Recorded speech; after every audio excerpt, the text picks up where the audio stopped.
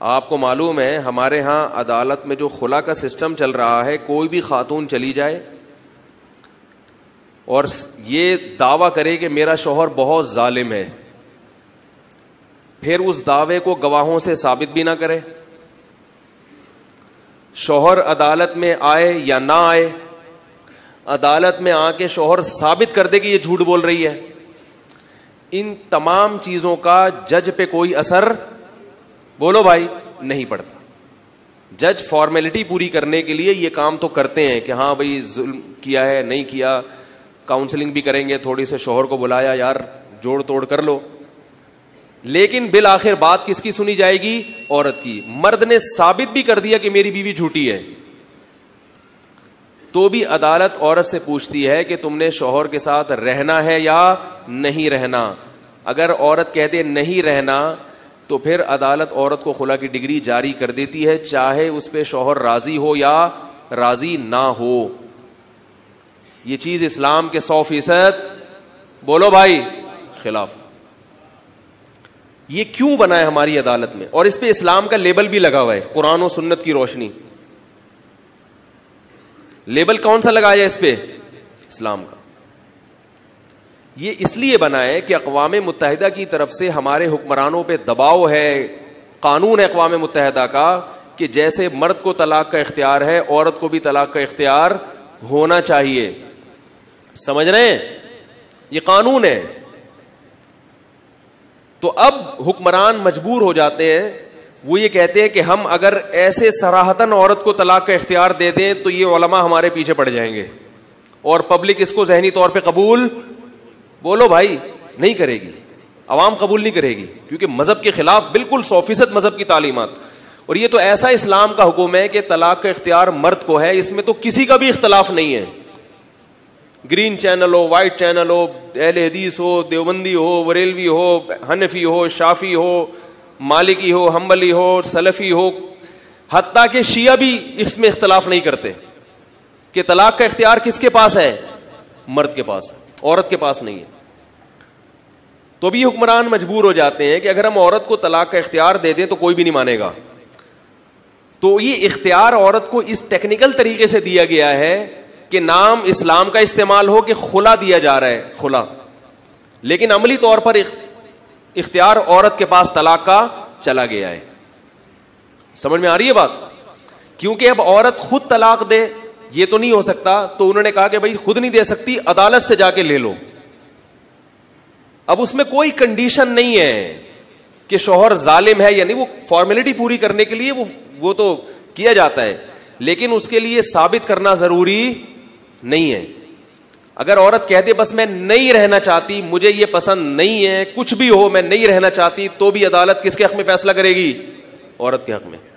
تو اس کا مطلب عورت کو طلاق کا اختیار دے دیا گیا ہے. اس لیے خوب سمجھ لیں کہ عدالت کے تھرو, عدالت کے ذریعے اگر کسی نے خلا لیا ہے کسی خاتون نے, تو اسے کسی ماہر دارالافتاء میں پہلے اس کی پوری عدالتی کاروائی کو رکھیں کہ یہ خلا شریعت کے مطابق ہے یا نہیں. جب تک باقاعدہ کسی آتھینٹک ادارے سے فتویٰ نہ ملے, عورت کے لیے کہیں اور نکاح کرنا حرام ہے, زنا ہے, گناہ کبیرہ ہے. جج کو ہرگز یہ اختیار نہیں ہے کہ وہ کسی کی بیوی پر طلاق واقع کر دے, کیونکہ اللہ تعالیٰ نے ساری چیزیں ہماری گورنمنٹ کے کنٹرول میں دے دی ہیں. ایک چیز ہے جو ہماری ہے, وہ کیا ہے؟ بول لو, کوئی نہیں پوچھ رہا. وہ بیوی ہے ہماری, وہ اللہ نے ہمارے کنٹرول میں دے دی کہ تم جب چھوڑو گے تو ختم ہوگا رشتہ, نہیں چھوڑو گے تو یہ تمہاری ہے. اب گورنمنٹ نے اس پہ بھی قبضہ کر لیا ہے کہ نہیں بھئی یہ بھی کس کی ہے؟ گورنمنٹ کی ہے. کس کی ہے بھئی؟ یہ ججوں کی ہے کہ وہ جب چاہیں گے آپ کی بیوی کو طلاق دے دیں گے, جب چاہیں گے آپ کے نکاح میں باقی رکھیں گے. میں ایک جگہ کہیں بیٹھا ہوا تھا, ایک جج صاحب نے کہا کہ اس ہفتے میں نے خلا کی پتہ نہیں کتنی ڈگریاں جاری کی ہیں, اتنی عورتوں کو خلا دیا میں نے. تو ایک بالکل سادہ بندہ بیٹھا ہوا تھا, دیسی, زیادہ پڑھا لکھا نہیں تھا. اس نے کہا جج صاحب آپ نے جو اتنی عورتوں کو طلاقیں دی ہیں یہ آپ کی بیویاں تھیں؟ اب دیکھو ہم دلائل سے بات کرتے تو سمجھ میں نہیں آتی. یہ جج صاحب جو آپ نے اتنی عورتوں کو طلاقیں دی ہیں ایک ہفتے میں, یہ آپ کی بیویاں تھیں؟ اس نے کہا نہیں. پھر اس نے کہا آپ کو کس نے اختیار دیا کہ آپ دوسروں کی بیویوں کو طلاقیں دیتے پھریں؟ کس نے اختیار دیا ہے آپ کو بھائی؟ تو لیکن حیرت اس پر ہے کہ کوئی آواز اٹھانے والا نہیں. تو یاد رکھو یہ اختلافی مسئلہ نہیں ہے. خواتین جو عدالت کا دروازہ کھٹکھٹائیں گی تو ان کو چاہیے کہ پہلے کسی ماہر مفتی سے رابطہ کریں کہ شرعی طریقہ بتائیں, اس پروسیس سے گزر کے تو طلاق واقع ہو جائے گی, بشرطے کہ وہ ساری شرائط پائی جاتی ہوں. اگر شرائط نہیں پائی جا رہی تو پھر یہ طریقہ صحیح نہیں ہے, پھر کسی اور طرح سے شوہر کو آمادہ کیا جائے. اگر وہ نہیں رہنا چاہتی, اول تو یہ کہ کیوں نہیں رہنا چاہتی بھائی, اختیار تھوڑی ہے, لیکن اگر کوئی طبعی نفرت پیدا ہو گئی ہے تو سوائے اس کے کہ شوہر کو طلاق پہ آمادہ کیا جائے, اس کے علاوہ کوئی راستہ نہیں ہے.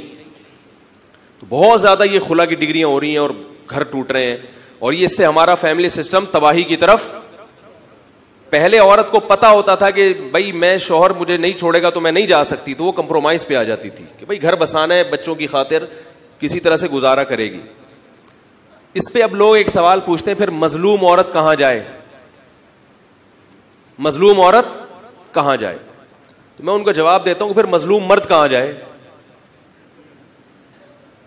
یعنی آپ یہ تو دیکھ رہے ہیں کہ اگر ایک عورت پہ ظلم ہو رہا ہے وہ بیچاری کیا کرے گی.